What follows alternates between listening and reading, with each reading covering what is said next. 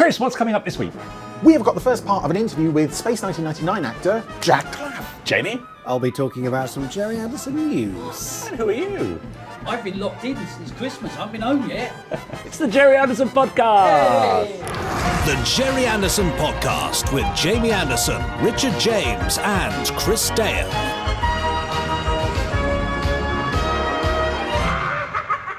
Well, we're the other side of Christmas. Yes. I've taken my hat off, you've taken yours off. Oh yes, dehatted. Terry's dehatted. Chris? And I'm... Yes. No, I'm all right as I am. Okay, fine. It suits you. But for those listening on audio, Yes. I'm still wearing a hat.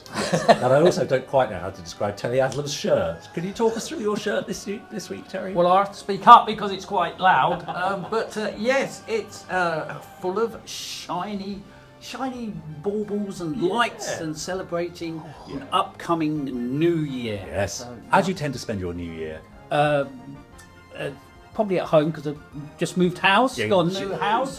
So we're going to have our New Year's in our new house. Terry, you see, that's funny because it's no secret we record these in advance. Yeah. So as we record this, you're in the process of moving. I'm But by the time it goes out, you'll be in. Exactly. I'm actually moving in the next couple of hours. So So weird. That's why it keeps disappearing in the randomizers, you see. That's right. And if the electricity isn't on in time, this shirt will provide power to Yes, it middle certainly of January will. at least. It certainly will. I believe Terry has been called to The Hague for his shirt. So So welcome to the Gerry Anderson podcast. I hope you're gearing up for your New Year's Eve celebrations, or maybe you just want to stay at home. Yeah. I've got 2 shows, so you know. all right, fancy guys. I have got New Year's Day off though. Oh, lovely. There you go. This is for Sherlock Carroll. I don't know. I should have mentioned this because some podcasts. You normally do. I know. Yeah. Yeah, Anyway, yeah. Marylebone Theatre, Sherlock Carroll. 1 week left, I think. or 2. I've been to see it. Yes, did you It's enjoy very it? good, Twice. yes. Yeah. Thrice. I love it. Third time. This will be the 3rd time, yeah. Goodness me. I'll have to make an effort. Yes, I'm trying to get down there. Exactly. Now, coming up, we're hearing from Jack Klaff. Space 1999, Star Wars, Red Dwarf, Bond. For Your Eyes Only, all sorts of genre stuff will be our guests around the table. We've got some emails from our Podsterons, of course. But for now, should we have some Gerry Anderson news? I'm not sure there will be much, but all right. Gerry Anderson news it is.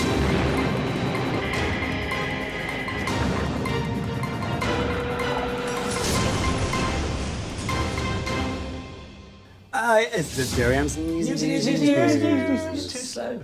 Yeah.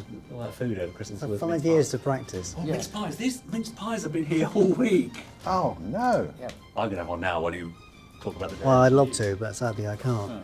So thank you to all of you who very kindly sent lovely messages on the anniversary of Dad's passing and did your Cheers Gerry Anderson thing. Lots of great stuff. Now I feel like an idiot because you're talking this way really serious and lovely. I'm stuffing my face. It's what he would have wanted. So enjoy your mince pie. That's absolutely fine. No, but thank you so much. It's lovely stuff, lovely memories. People of all ages all over the world. It's just so nice. So thank you so much indeed for that. We did a little kind of reflective blog piece on the website. So if you go to gerryanderson.com, then you can read that there. Speaking of gerryanderson.com, It's where Fred does a lot of good articles. Fred McNamara does lovely articles. Goodness me. Yeah. Like staring into the pit of Sarlacc. Sorry, off-brand reference You've been there. called worse. Yeah, you absolutely have. This is exclusive to the Gerry Anderson podcast. Ooh. A brand new redesigned gerryanderson.com website is on its way. Oh, And wow. I can tell you it looks extremely sexy. It's a bit Cool. So what a contrast using a mince pie. Oh, goodness me. Lucky I've got a Wow. strong stomach. Yes, so gerryanderson.com being renewed. It's just a lovely thing. It looks great. And it'll be all in one place as well. So no longer will you have to go off to the shop separately. It's all integrated. It's all very smart. It's a lovely thing.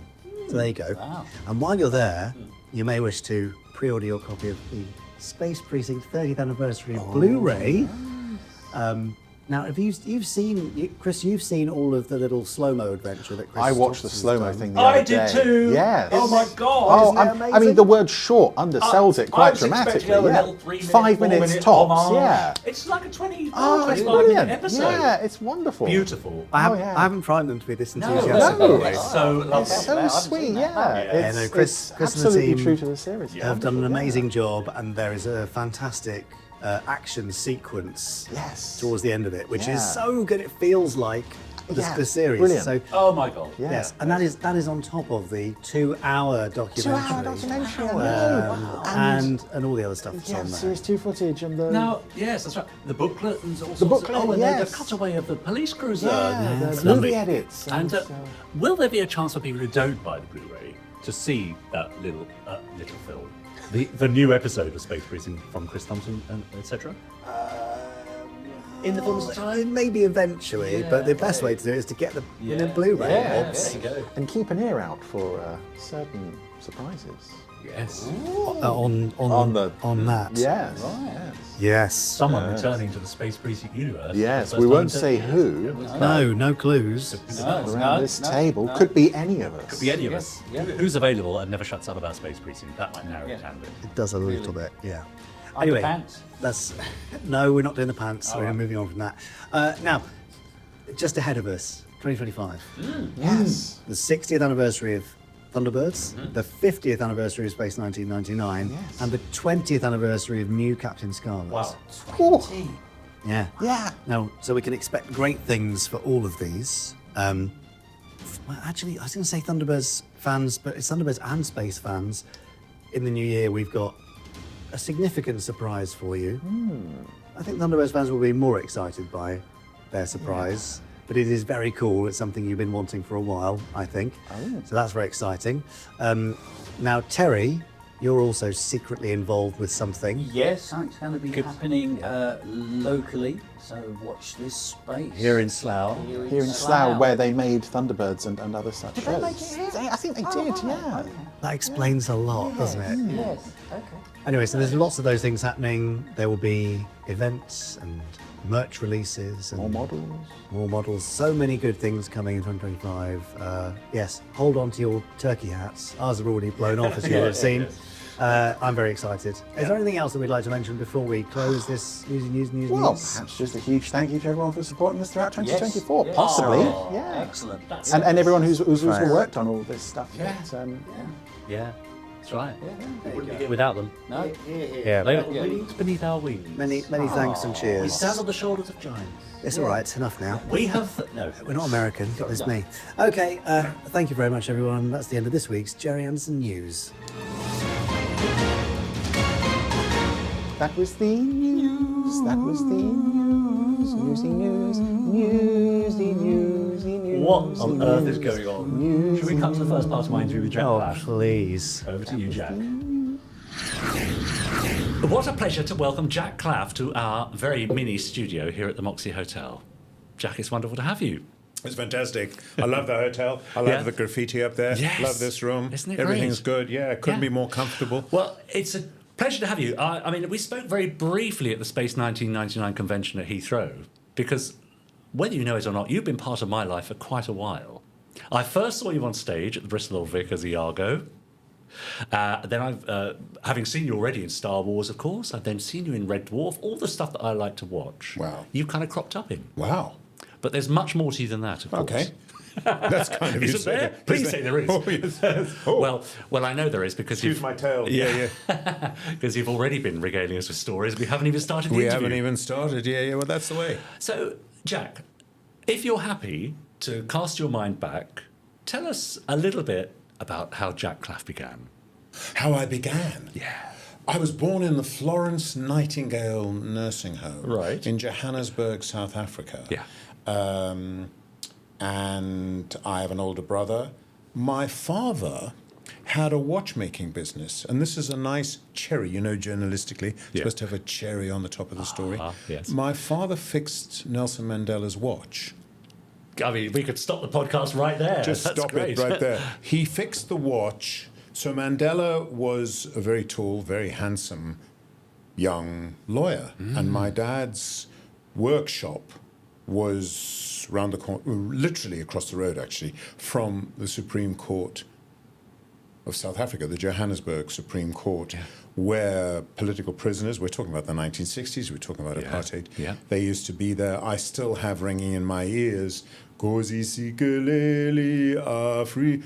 I still have it, but of course now it's the national anthem. That's right. Then it was a freedom song, a protest song. Mandela came in with 8 watches from the law firm around the corner. Amazing. And shortly afterwards was arrested and counted off 27, 28 years on that watch. Now, how aware were you of the politics at the time? Did that Hugely make an aware. impression even Well, then? I was hugely aware because my father was a lefty. There was an expression, fellow traveller, where you might not join the Communist Party, but you thought, Uncle Joe was on our our side during the war. He was a good guy. We beat the Nazis and so on. Even though Stalin and Hitler, les extrêmes ça touche, they were so similar. In fact, in many ways, Stalin was worse, but lefties would never admit this. But my dad parted company, left the whole idea of communism in the 40s, mainly because Shostakovich and Akhmatova and other artists were being really badly treated. And there was famine and there were lots of other things, and he had enough. My uncle and my aunt was my father's sister. They never parted from the Communist Party until death, until really the 90s. Right. And my uncle went to prison in South Africa from 1960 to really 1971. Right. In fact, he wasn't even able to. He was released, but he was still banned, so he couldn't attend my father's funeral. And it's a love story, if you like love stories. My grandfather always said my uncle and aunt would never work. My uncle was older. He was he was a communist. He was political, but they were married for nearly 50 years and died the same weekend. And if you want to know, if you're interested in storytelling and so on, and heavy modernist ideas of literature, Kafka, my uncle and aunt died, and 3 hours later their banning orders were lifted. So it's both romantic and tough. Yes. So Jack Klaff grew up then witnessing apartheid from the very beginning. My uncle was a wonderful man, undoubtedly my hero, but also quite boring. So he would say things like, "Don't call these people natives, they're Africans, you're a native," which was quite tiresome as well. Right. And I know, I write, as you know, quite every day. And what made me a writer really was my aunt coming out of prison, and she's there with a cigarette. Everyone smoked in those days. Yeah. And if I put it in a play, it would be, we don't stop till this prison of a country's all free and all this. But actually, she looked in the mirror and she said, "Geez, hunger strikes are great, man. You lose so much weight." All right. So that's how I started. Big Brother, playing sport every day. Cricket. I was a swimmer, mainly, more than cricket, but I love cricket to this day. Yeah. So football, our team was good, played rugby, blah, blah, blah. And do the politics of that time motivate you still today? Do you have a keen sense of injustice? Yes. Or really, that's still... Yes, there's a wonderful thing, and everyone thinks... Everyone. Some people think that it was Jean-Paul Sartre, it was somebody else, who said that there are 3 tyrannies: church, or religion, family, and state, or government. Well, we know how religion can operate. As a matter of fact, a friend of mine died. He was a member of a sect. He wasn't allowed, he just recently died, wasn't allowed to play sport, wasn't allowed to do all these things. And I got drunk with him the last time I was in Johannesburg, and I talked to him about rugby, and we discussed the fact that he was international material. He could have played for the Springboks. Right. And this is a guy who's talking about his family and being wrenched from his family and religion. And when he got onto rugby, he started to cry. It's phenomenally important. So it affects me every single day in terms of a loathing of bullies and an understanding of power and how power works, and so on. And Yeah. so when I say religion, state, and family, Yeah. we know what families can do, Yeah. how they can oppress. We know what the state can do. And by the way, I don't want to be Debbie Downer, but we are the world is in an unbelievable state at the moment, and I know science fiction reflects that, Yeah. and then and of Yeah. course religion. Let's not go there. But it's interesting you raise that point, because we find from a lot of our viewers and listeners, the world may be in a terrible state, but the sort of things that you and many actors have been a part of often act as a release for a lot of people, an escape. Are you aware of that? Very much so. Yeah. Yes, very much so. And I think liberation and fantasy. Although once in London near Tottenham Court Road, where all the musicians are and everything, there's a Forbidden Planet, does all the science fiction-y stuff. Yeah. And I saw an entire bookcase covered. It was just full of porn, and I suddenly realized, he thinks fantasy means that as well. Okay, right. I yes. won't go into details now because it's a family show, but he did say he had limits. So Right, I'm pleased to know that. Yeah. Yes, I think that's important. I mean, science fiction, it does two things, doesn't it? On the one hand, it is about fantasy and so on, and on the other hand, there are all these people who are creating the stories who are using science fiction in order to reflect the times in which they live. Yeah. So it's a sort of double whammy, and it's marvelous. And yet often a genre that's sort of looked down upon. I know, I think it's terrible. There are some great writers. I want to just quickly tell you a story. I was a resident artist in the 80s, before all of you were born. Thank you for that. when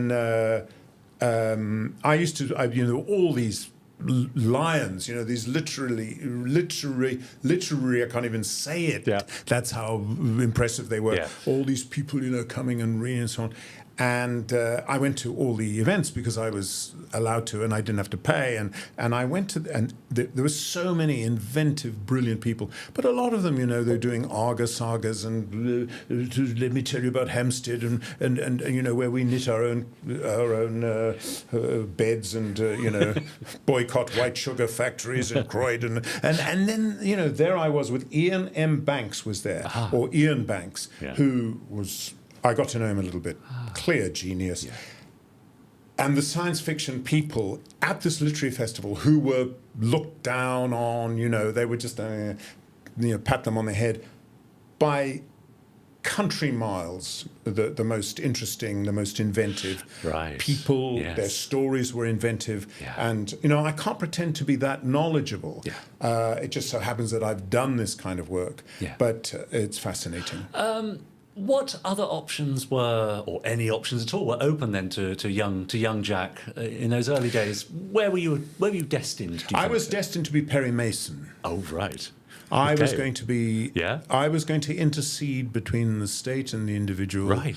I was going to be a lawyer. Everyone knew I was going to be a lawyer. People gave me briefcases. Yeah. Right. You see what I mean? That's how serious so I could have a brief and a case, and I could carry my books. Was it an open and shut case? It was open and shut. Yes. I was the debating guy.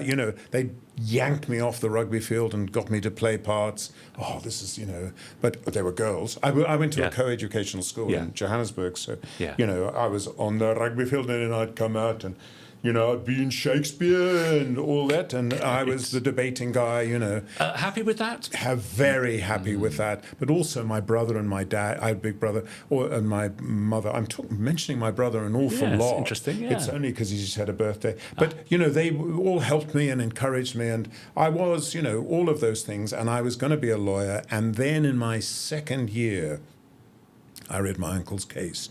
I actually literally saw what my uncle was going through in order not to betray his friend. He was in prison at the time that I was a student. And at that time, I was taken up. I actually did quite a lot of radio. And it's just popped into my mind that one of the radio things I did, this is pure coincidence. I haven't really thought of this before, but I was in a series on South African radio called The Challenge of Space. And so you can tell how old I am. I was a teenager, I'm not kidding. Yeah. Had a deep voice and so on. and they needed new voices. And they needed a new voice to play Neil Armstrong. So on the challenge of space, I was Neil Armstrong saying, this is one small step for a man. And this was in 1969. I was going to say, yeah. And the man who gave me that job, I subsequently have been in touch with and have seen. I did a tour of America not so long ago, and he lives in Arizona, and we spent 2 days together. Oh, wonderful. So the height of the space race, 69. So Yes. that's that, and there you are playing Neil Armstrong. So obviously this whole sort of era is fresh in your mind still. Like imagine Very much. for those of us that weren't quite there. I was born in 69, so I was sort of there. But these stories must have filled. Yes, I also because I was young and I had an ear, and I'm not going to do it for you now, but I did they also got me to be President Kennedy, because Kennedy in the early part of the 60s said we want to face the task to put a man on the moon and return him safely to. It's going to be a man. Forgive me. Yes, indeed. Women viewers.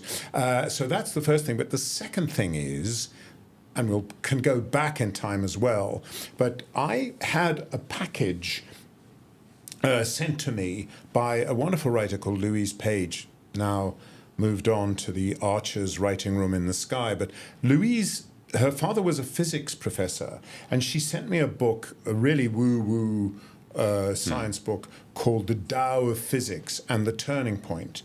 And as a result of that, I wrote a play about quantum physics. So we've got the very, very big, which all of this deals with, and the very, very small, which is quantum mechanics. And I started to interview people. I started to talk to people. I met my wife because at that time she was a director, and she directed me in a show about quantum mechanics. I went to a party. A publisher came up to me and said, I do the Bluffer's Guides.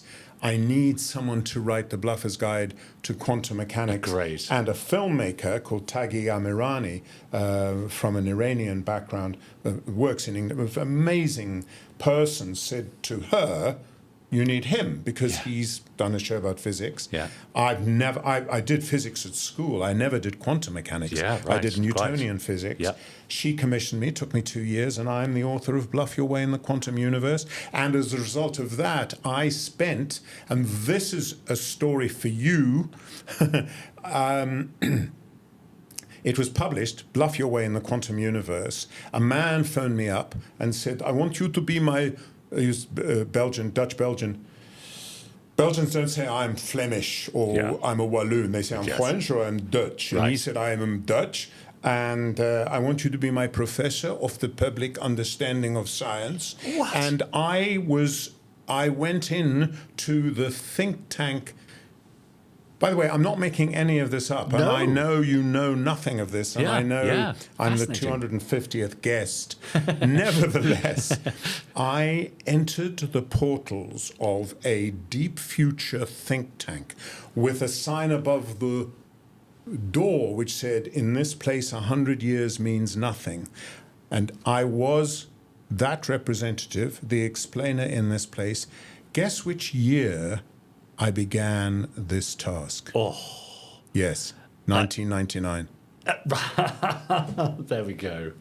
There we go. Well, that was destiny. I walked in, it's destiny, and I walked in, and one of the things we had, I joined, I was there for 3 years, until the place went bankrupt. Right. The Starlet Barcelona, which is financed by the Catalan government, is still going, and next to the entrance, it was a sort of just you might as well have been in a magazine place, but these people were doing deep future science, and they had garments which were very like Space 99 garments, which were called wearable computing. Right. Yeah, and they had a consortium including Levi's and telecom people and so on. So that happened in 1999. Extraordinary. What wonderful stories. I mean, So my life was law, left law, went to the Bristol Old Vic, as you know, and mixed and matched between, doing classical theatre and writing and being always against bullies and conscious of power. Great. And going to the lab and writing about a number of subjects, including South African politics, male-female relationships, psychoanalysis, male friendships, including friendships between psychoanalysts, physicists, and so on. And I've got to know some really interesting people in my life, so there you are. Amazing. Fantastic. Now, you weren't expecting that? No, I really wasn't. No. Could you come back for another 3 weeks? That'd be wonderful. Yes. You've mentioned Space 1999 there, which is where we might know you from in the Gerry Anderson universe. So I think it's about time we just Of course. took a look at a clip of you in action. Okay, where do I see it? Jack? Oh, my It'll be goodness right me. here on this screen here. Wow. Mr. Verdeshi, you shouldn't be in this section. Orders are to let no one enter Eagles without direct orders from the commander. And I have orders to disarm all personnel. I'm not armed.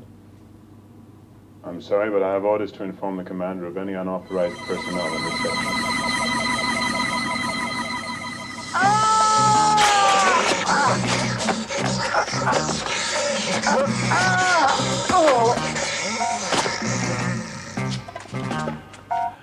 Well, I mean, you came off worse after that little interaction. I did. Now, we're watching something there from just about 50 years ago. Yes. Any of it embedded in there somewhere still? Some stories. Want to hear some stories? If you have stories, yeah. Well, first, let me tell you about the audition. Oh, yes. Okay, so I think her name was Leslie or Lindsay. I think it was Leslie de Pettit was the casting director. Yeah. And I'd just come out of being in the theatre. So, how old there, might I ask? Good question. Yeah, I would have been 20. Yeah, right. 4, Okay, 5. early days, yeah. Yeah, something like that. I'll work it out. Yeah. So yes, I had just left the Bristol Vic for the first time. I'd just been in part of the company, and I arrived, and I was wearing my university blazer and bell bottoms, which one, of course I was. It was 1975, Yeah, 76, I think. Yeah. Now I know.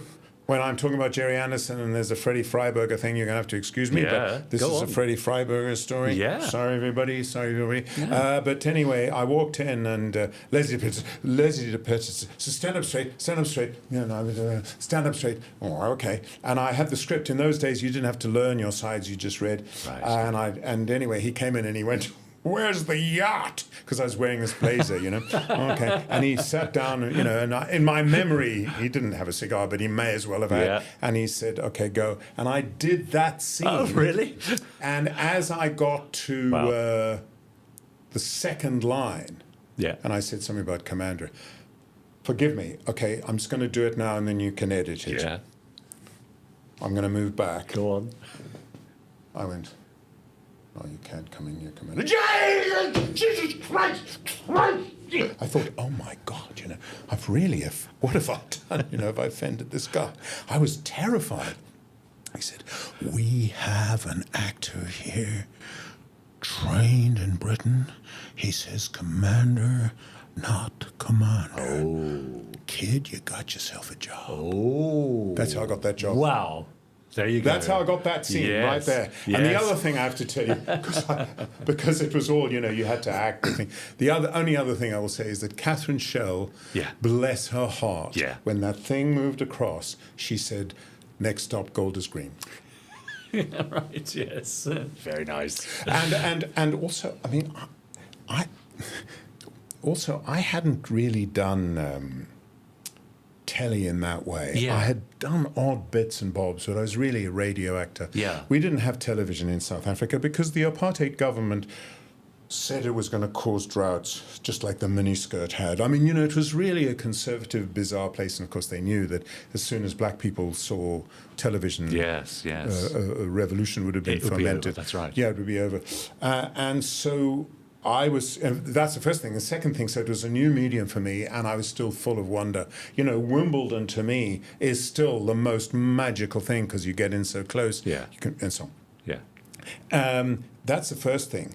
And the second thing is, of course, I'd not seen people act and then, they've just done one take and then, somebody comes in and they do makeup and hair and, You know, and Yeah. one of the actors whom I've seen quite recently, actually, he's completely lost his hair. Well, he wasn't an owner baldy at that time, so he had a hairpiece, and he sometimes gave me a lift home, and the hairpiece would sort of sit at the back of his sports car. But I was completely amazed. Yeah. And of course, I got to know Martin Landau and Barbara Bain. Did you? Yes, of course. I was in, Yes. you know, I got to know, and of course, they were always, Yeah. and he always had a hairpiece. Yeah. Sorry, I shouldn't have said, but anyway. And of course, he later won an Oscar. He did. And he taught acting. I mean, he really knew about acting. He said something wonderful, which I'll just share now, which is that one of the things about acting is you have to find the same joke really funny, freshly, 70 times, Yes, you know. that's right. And I remember once, because I was in it, I thought I was going to be, you know, a walk-on. That, I had lines Oh, there. yeah. Yeah, absolutely. Moments, lines, scenes. Moments. I Yeah. thought I was just going, Yeah. Anyway, I went to a Woody Allen movie one afternoon, and there I sat next to them. They go, "Oh yeah, we know Woody." Of course, he did a movie with Woody later, and I sat next to them. Of course, they didn't stay together, but that was an interesting part. Just one other thing about that series, which I will tell you. One of the, and you guys are scholars of this, one of the episodes was directed by a man called Peter Medak. Now, Peter Medak was this really very successful film director, and he had some, you know, 60s modish films. He was this hot, interesting-looking, very gifted movie director, and I have just done an audio drama in which I've played Peter Sellers in a 2-part series in which the other character, played by Kerry Shale, is Peter Medak, because Peter Medak was riding high. He's in the King's Road, and Peter Sellers comes along and says, "I've got a movie for you," and they go off and do a movie on a pirate ship. It's a pirate movie, and Peter Sellers went so loopy that he wrecked Peter Madak's career.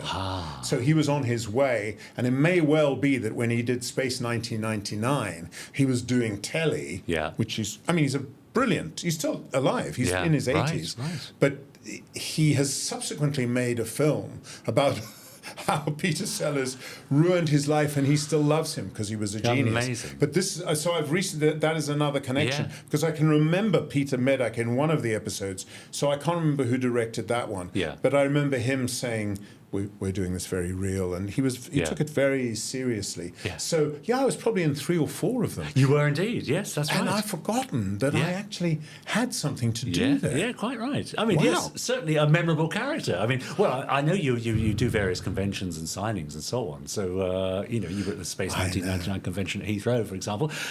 So alongside all your other kind of genre appearances, you're very well known for Space 1999. Yeah, there you are. But I'm pleased to see that was really something, seeing that. All right, well, we've got another one for you. Let's take a look at one more before we say goodbye for this week. And let's see how you fare this time, shall we? Launching area. This is top priority alert. Block travel tube tunnel 1. Permit launch area. Launch area, what's going on there? Launch area personnel, get on the compass and give me a report. Launch area personnel, can you hear me? Will you get on the compass and give me a report?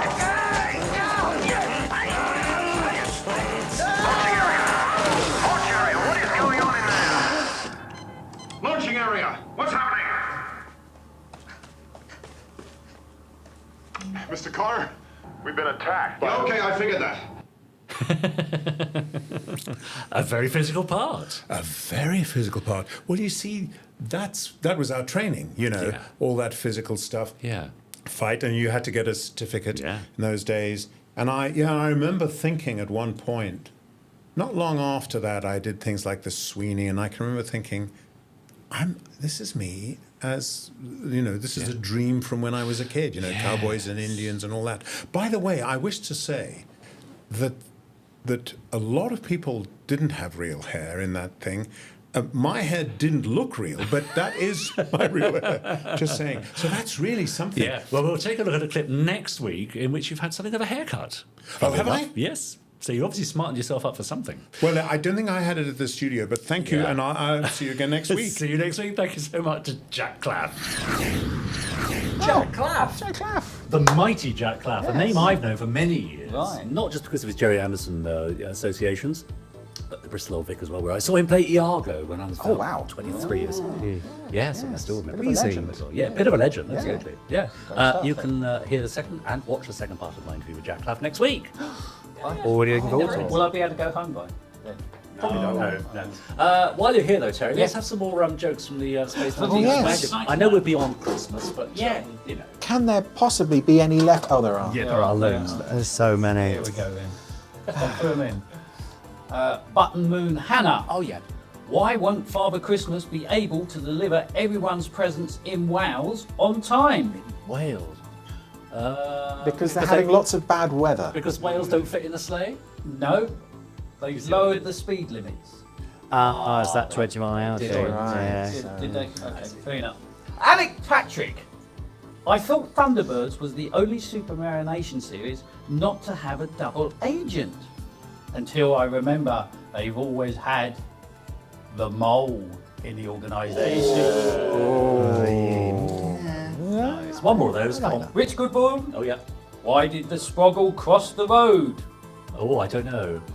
To get to the side between a little and a lot. A little and a lot. Okay, right, we'll leave that there. Yeah. Now, we've heard from some of the Podsterons already. Let's see what others have been emailing, shall we? This is the voice of the Podsterons. So they say, how big is it? How far is that planet, Sproggle? Between a little and a lot. Oh, That's what the joke means. right. Now, it really took us too long to get it. Yeah. Hi, Jamie, Richard, and Chris, and Terry. That's not me talking, that's Duncan Moss. Hi, Duncan. There you go. Hello, Duncan. I've been supporting a young lad called, I think it might be Arnold, could be Arnold, for just over 15 years. In our correspondence over the years, I told him about my love for science fiction, including the work of Gerry Anderson. Although I'm not sure if he understands completely how TV shows are made or what they are. I mean, yeah, I don't know how they're made. No. He told me he was trying to learn English, and it suddenly occurred to me that the John Thane books might be able to help him. They have large print, they're an easy read for us at any rate. So I contacted the charity Compassion, who thought this was a terrific idea, and I sent 2 Stingray and 2 Thunderbirds novels to him, plus a set of cards. In his latest letter to me, he says how much he's enjoying them, learning much about Stingray and Thunderbirds. I thought First Action Bureau might be a bit strong for him. Probably is a little bit, yeah. What can he mean? I can only send paper-based things to him, but I'm pleased the books have had such a positive reaction. Keep up the good work, Duncan Moss. Isn't that nice? Great work spreading the Just shows word. how caring the Podsterons are. You know, yeah. we always say it's the most Yeah. friendliest place on Facebook and that, and I Yeah. think things like that just Oh, yeah. well done. Yeah, well done. Well done, Really, Duncan. really Lovely. Reaching out and doing wonderful things, that's Yeah. great. So this next one begins, gentlemen. Very serious tone we're striking here. And Terry. Gentlemen and Terry, yes. Just returned from a holiday in Arizona. A brief trip to Houston, Texas. I managed to get to the location of Thunderbird Field. NOS 1, as they call it. Numbers Nos one, what? is that? Numbers one? Nos, yes. Number one, as they call it. Could be. Although sadly, there's not much to see. After a wait of more than 50 years, I finally got to visit the Space Center in Houston, particularly Mission Control for the Apollo program. Obviously, I wore the most appropriate t-shirt, and a number of people remarked on it, including quite a few of the NASA employees. I was amazed that so many people were aware of Thunderbirds in the US. Please see photo. Let's have a look at that photo. There it is. Keep on keeping on. Very nice. Keep on keeping on. Best regards, Peter Denon. Lovely, thanks, Peter. Thanks for sending the photograph. Yeah, lovely. Thanks, Peter. One for you here, Jamie. Oh, yes. Peter Littman. Our friend Peter. Dear Jamie, Richard, and Chris, and Terry. I have another issue that keeps me awake at night. You always get these ones, Jamie. So, no, Can't deal with these. So I hope you might be able to answer it, please. Right. Now, Fred Freiberger. Oh, yeah. Has often been called out as the person who kind of killed off Star Trek with season 3 and killed off Space 1999 with season 2. I personally would argue against that bold move, Peter, and say that there are some cracking episodes in both. Yeah. The emphasis there was mine, not Peter's. Yeah. Nevertheless, here is my query. Right. Wouldn't any drop in quality be solely down to scripts? Or is it the role of the producer to decide who the script writers are going to be and to decide whether what they've got would be suitable? I ask this out of ignorance because I've just embarrassed myself by admitting I'm not quite sure what the producer actually does. It's a great question. It's a good question, yeah. Which might sound a bit strange. Gets in the way, usually. Yes, all right. But there are, of course, so many people involved in making any TV series, each one being important in their own way, I would imagine. Nevertheless, I would be grateful for any comments. Always enjoy the podcasts. Keep up the fantastic work. Spectrum is green as always. Peter Lipton. Thanks, Peter. Interesting. Well, Peter, yes. I mean, I think change in personnel has a real top-down influence, and that probably links into what a producer does for you. There were demands from America about the style, about the casting. I mean, that's a big change in itself. That's nothing to do with the scripts, is it? And I'm not saying that those new cast members in Year 2 of Space 1999 are worse per se, but it changed the dynamic. And that's not just down to scripts, is it? And then you've got a different team, you've got probably lower budgets, all sorts of changes and constraints. And so then what does a producer do? Well, it's their kind of top-down duty to make the whole thing happen. It is to choose who works on it. It is to set the tone. It is to choose the directors. It is to get rid of directors who are not doing a very good job, to deal with the financial problems, to make sure the stuff is delivered on time. It's a kind of everything and anything job. So yes, it will be a multifaceted thing, but I think it's fine to defend Fred Freiberger a bit. Yes. But coming in at the top level, he definitely was responsible for the majority of changes, and therefore much of the blame can be placed at his door. But he's also got to please the executives. Yeah, as you say, there's that level above that he's got to, and they are the ones famously who would come over and visit and say, well, where are the monsters? Put monsters in, and then they'd come back and see the monsters, and they're like, why you put monsters in it? Exactly.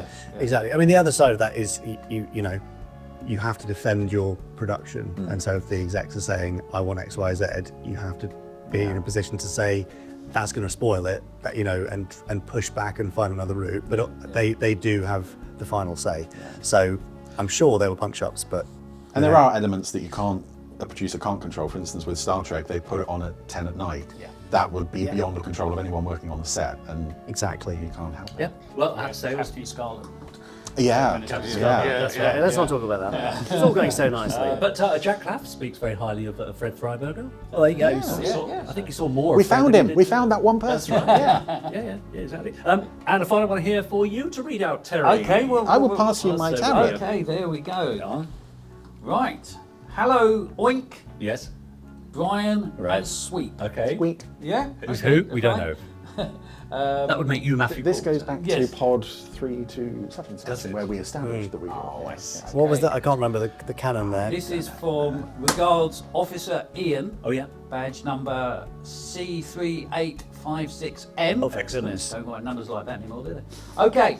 I recently pre-ordered the Space Precinct Blu-ray box set. Good. And I am looking forward to seeing it in full HD glory. You're going to love it. But I can find nor that you've mentioned it, reference to the soundtrack. Will it be Pro Logic Surround or full 5.1 digital glory? Oh. By the way, I stumbled across an Officer worn jacket from Space Precinct, listed for around £375. Keep up the good work. Oh, nice. There you go. Right. Thanks, Ian. Yes. Thanks, Ian. Well, Space Precinct was dubbed in Dolby Surround, not 5.1. Surround was a precursor to 5.1, and really just put some sound behind you. So we do have the Dolby Surround audio on there. It's not been remixed to 5.1, anything like that. So yes, I don't even know what surround sounds like on a 5.1 system. Because it comes up at the beginning of the episode, doesn't it? It was Dad Dolby was Surround. It's on the bottom, So proud of it. Yeah. It was such a big thing. That's right. But then it didn't actually do a huge amount. Only little cathode ray tubes. Yeah. Yeah, with a speaker at the back, you know, there was a cruiser sound at the back just then. Yeah. So yes, that's the intention, is to put the surround stuff on there, but it's not a 5.1 or anything more advanced. But we've got some music and effects tracks, so Yes. 2 episodes. Yes. Yeah. There you go. Great. Happy? Always. All for now, keep coming in. Podcast at gerryanderson.com. Send us some letters as well. Why not make that your New Year's resolution? Yes. Ooh, yes. To email us, or rather send us a physical letter to the Moxie Hotel, Slough, SL1. 1GZ. You like that, don't you? It's feeling very 0181811818181. We cannot return any of your paintings. Say again. 0181 Yeah. 811 8181. I thought it was 018118181, which I know is the same, but I think... No, it used to be 081 811 8181, and they brought the ones in. Sorry, this is it. Let's take this outside. Yeah, fine. Offline, I mean. In the meantime, Jack Klaff did us the enormous honour of pressing the big red button for the randomiser. Oh. Shall I see what he chose? Yes, but I'm not going to stay to watch. I've still got stuff to do. Sorry. And you've got to go and pack some boxes. Come on, Terry, you can help me. Even though you've already moved by the time this has got out. Yeah, but there are still boxes to unpack. Yeah. Ready, everyone? Four Feather Falls. Oh. Always a pleasure. Yeah. They are. They enable Tex Tucker's dog and horse to speak. Now, I like this little recap at the beginning. Yeah, it's Just to ease us into the story and remind us of the salient works, points. yeah. And it's quick. It's fairly quick. Yes. And I like that it's just the photo of, there's no character in there, it's just the hat, the guns, the feathers. And now we have the Captain Scarlet introduction. Yep.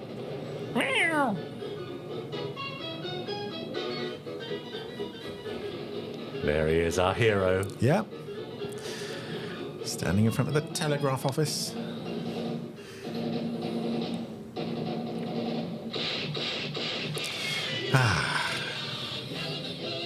And this, like with Lavender Castle, by and large, I know whatever random episode I put on, chances are I'm going to enjoy it. Yes. It's just a very reliable show. Yeah, it's true.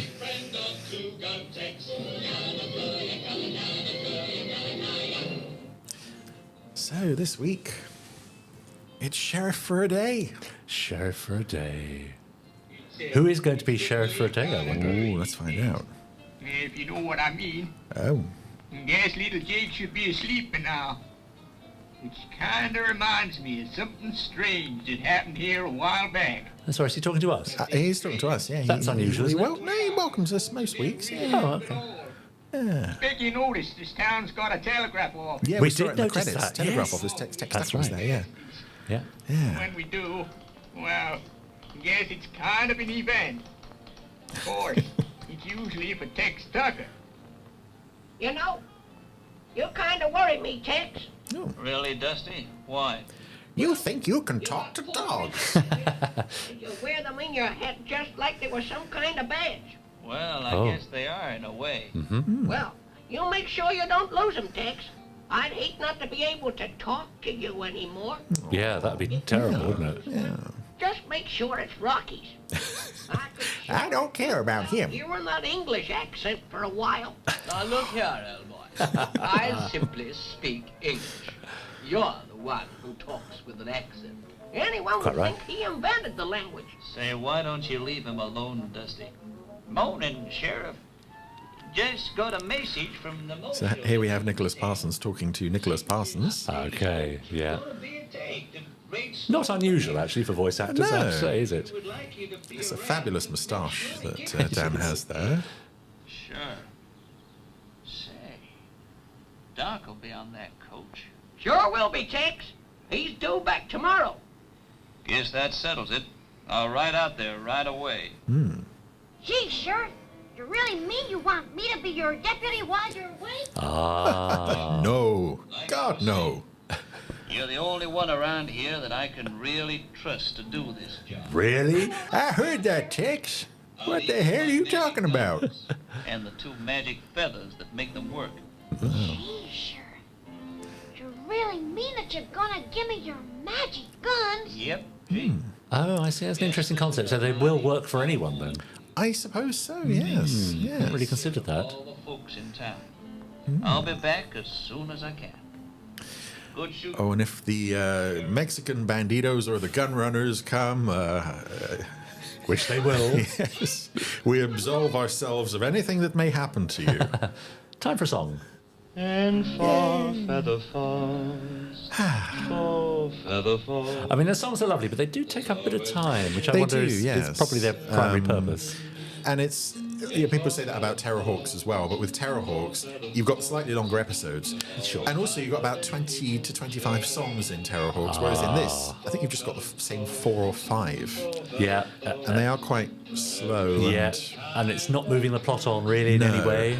If ever you're in town, But Yeah, but it's nice. a stranger, there's a welcome for you. But Anything can happen. oh, Anything at all. oh, wait. Why, you What might the- hear a dog meow.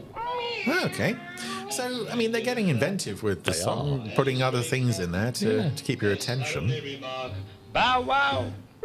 Oh, four feather falls. I said four feather falls. This is another one I would love to see come out on Blu-ray. Cause four feather falls, yes, four feather falls. Means heaven on the range to me. Oh, you're swinging your head in time with the Nodding music. along. That's sweet. There's so many little touches like that in this Yeah. show that Four feather falls means heaven on the range to me. Heaven on the range to me. oh no! Oh, I Text's been see. captured. That's why we were following him. Yes. So you thought the message was Big from the Ben. Martian Has to be. Oh dear. I'm surprised at you, Sheriff. Falling for an old trick like that. Well, now you got me here. What do you aim to do? Howdy, Sheriff. Oh, my. Meanwhile, Yes. Another actor talking to herself. Denise talking to Denise. Yeah. great. Sure is, ma'am. Everything in order. Well, what can I get you, Sheriff? I'd like some candy. Oh, candy? Ooh. For a sheriff? Oh, for a That's what I would do if I was sheriff for a day. What, abuse your power? Yeah. Yes. I want the candy. Yeah, I mean, you could go sort of Space Precinct babies. Young officer, young officer Romek. Yes, that's Yeah. sweet. Guess you live just as So, yes. voice decides this. That's a bit. Yeah, but occasionally this show does go down that route of, let's throw in a bit of violence.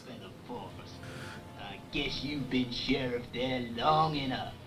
A whole 10 episodes. Guess it's up to you, Rocky. Just keep dead still and I'll be okay. Oh, no pressure. Yeah. Although, I feel as if I ought to go and rally some help. No! Terrible idea. Why didn't you go and do that before he brought you back and had me sit on you?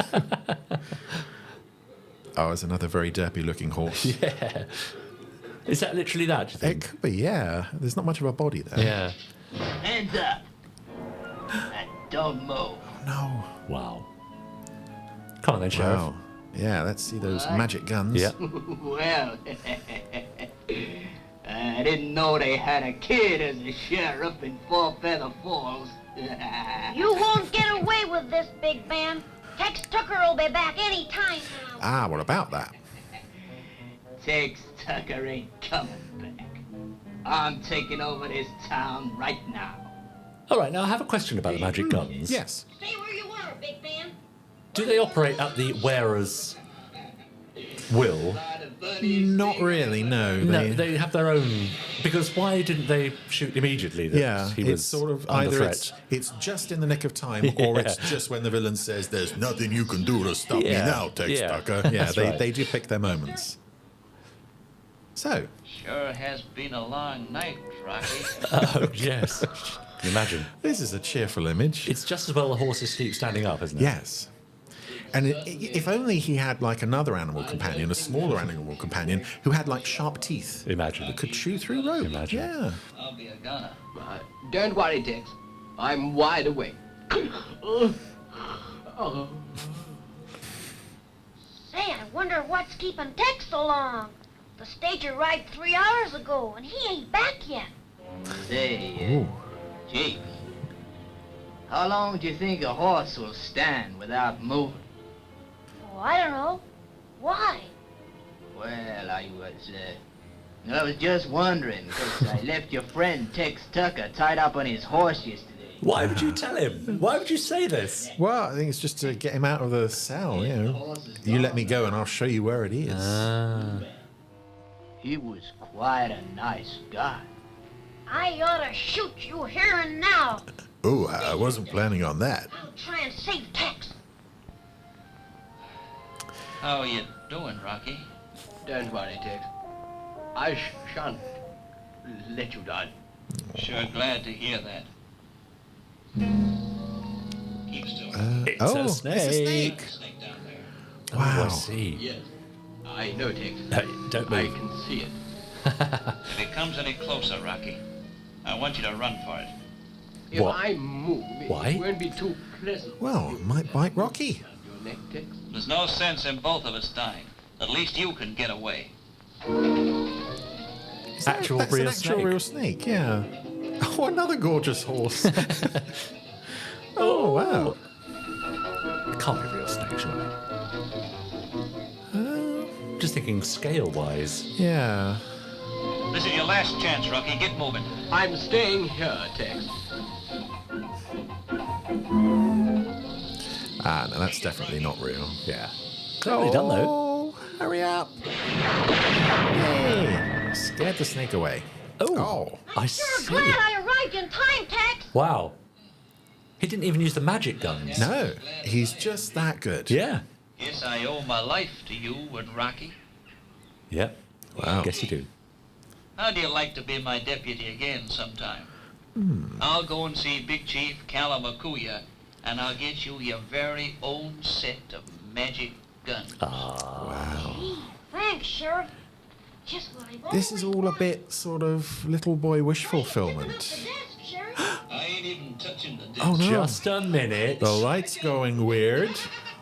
I don't believe it. It's all a dream, isn't it? Oh, I think it might be. Oh. Oh, no. dear. Where am I? You're at home, kid. You're just falling out of bed, shouting something about the sheriff. So was his little monologue to camera part of the dream? At the beginning? No. So he knows about the dream. He knew about the dream, yes. He's been inside his grandson's head, yes. The sheriff after all. Well, boy, we often dream about the things we'd like to happen. But you were dreaming about Tex being hung from a tree, so I got you an appointment with the child psychiatrist. Wow. Okay. I said going in, I normally enjoy most Four Feather Falls. That was okay up until the end. Yes. But, Why did we need that little addendum at the end about it being a dream? I guess because in real life, little kid couldn't really do that. In real life? In real life. We're This talking is about real serious Western. Yeah, it's... That's strange. Yeah, I suppose maybe they didn't want to undermine Tex to that extent to make him look so maybe. incompetent. But it's still nice enough. Yes. It's just not going to be one of my favourites. No, that was fun and short. Yes. So, there is that. Yeah, two very good things. Marks out of 5. That's tricky. I think I'm going to put that in the bottom half of the series. I'm going to give that a 2 You're going out to of give it 5. 2. Yeah. Oh, I don't know. That's really harsh, isn't it? Again, it's solely comparing that to other better episodes of the series. I wouldn't rush to revisit that one. I'm going to give it a 3. I'm going to give it a 2 for all the elements that we know and love from Four Feather Falls, and 1 for the plot and so on. Fair enough. I thought it was quite fun till the end. Yeah. I've seen better episodes, but Yeah. What's Tex Tucker's favourite football team? Spurs. Oh! Well, come on, let's have Yeah. a few more gags from the Podsterons. If you can open the... I love seeing Terry struggling with the lid. He'll work it out one It day. is difficult, yeah. Oh no, I've struggled with this before. Look, there you go. See? How many Hey. podcast hosts does it take to open a lunchbox? Start with a Terry Adler joke there. Yes. Okay, Mark Perkins. Oh, yes. At Christmas every... Oh, this is good. Oh, we like it. Mark, this is good. Wow. Mark Perkins. At Christmas every year, they have a quiz in the nunnery to find the cleverest sister. Oh, yeah? They call her Yeah. None the Wiser. Ah. It's good. Isn't it? I like that one. I'm the wiser. I like that. Use that one. I'm going to use that one many times. He's taking that one home with him, yeah. Don Riley. Oh, yeah. What does Jeff Tracy call his golf cart? very clever, this one. Is it Thunderbird 4? Thunderbird 4! Well done. Emily Davis. What is Troy Tempest's favourite food? Don't. Mince pies. Okay, one more. One more, here we go. Wouldn't that be Joe Knight's favourite? Is that Jeremiah's Banthol? Jeremiah's Banthol. Banthol. I do Okay. apologise It's a for new name, pronouncing Yeah, it. good. Always good to hear a new name. It's like a large opening in a wall. Adorable. Adorable. Oh. Okay, I think we'd better leave it there. Yeah. Thank you, Yes. Podsterons, for sending in your Christmas cracker jokes. Yes. Please stop now. I think we've probably got a week left. Oh, really? Yeah. Haven't we?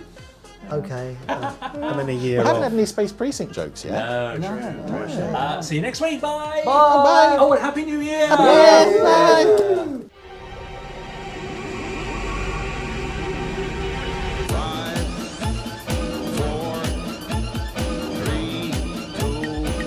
This is Christmas Control. Stand by.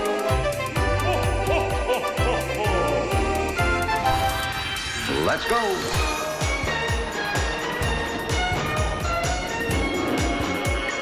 Spectrum is green. The Gerry Anderson Podcast with Jamie Anderson and Richard James.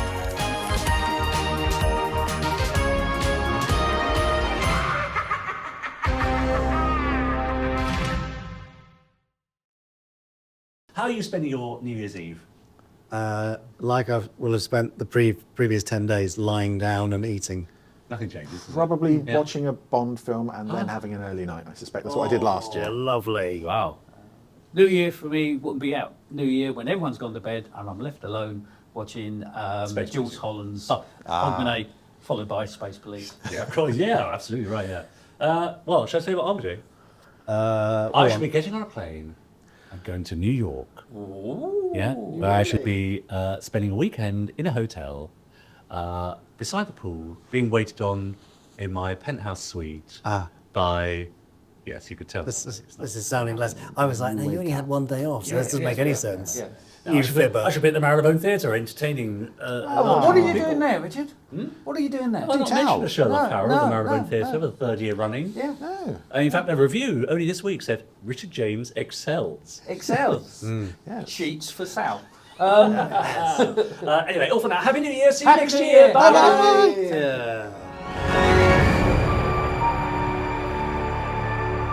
That was an Anderson Entertainment production.